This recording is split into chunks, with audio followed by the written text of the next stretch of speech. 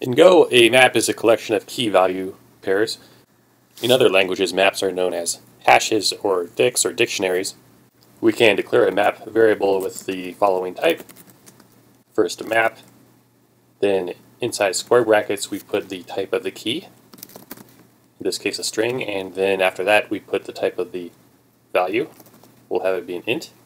We can then initialize our map variable by again stating the type and then curly brackets. This will give us an empty map.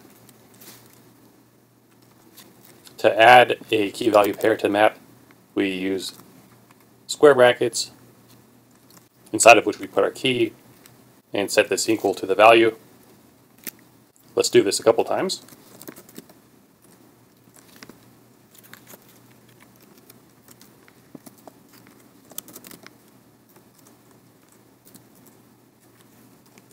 Now if we print our map out, we should see a list of key value pairs.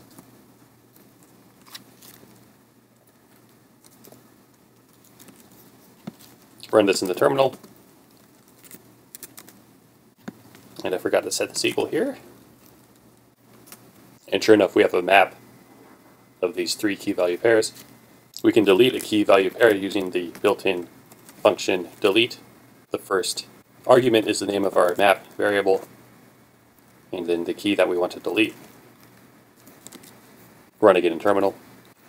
Note that if we try to retrieve the value of a key that does not exist, in this case, we'll try to retrieve the value for key A before we've added it,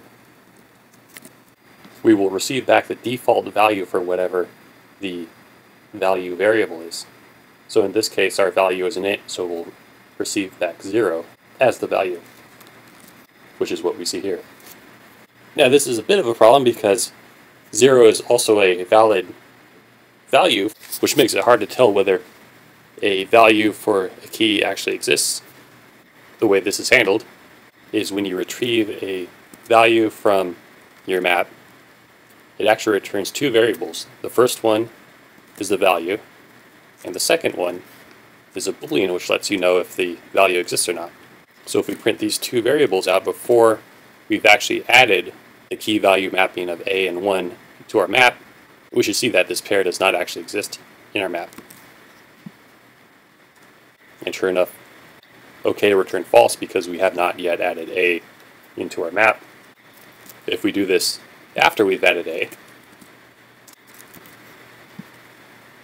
you'll see now we get the value back, and we also get an indication that this key value mapping actually exists in our map. If we had initially set our key value pair for A equal to 0, then that would be the only way we'd be able to differentiate whether or not there actually was a key value pair of A in our map at all. You'll often take advantage of this by using the if statement. Remember that in Go, if statements can actually evaluate a block of code before they evaluate the condition. In this case, we could move this statement into our if statement, then semicolon, then evaluate OK, whether it's true or not. If it's true, then we'll print line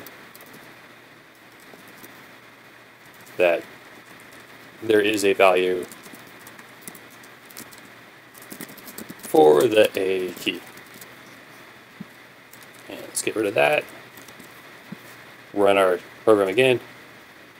And typo aside, everything appears to be kosher.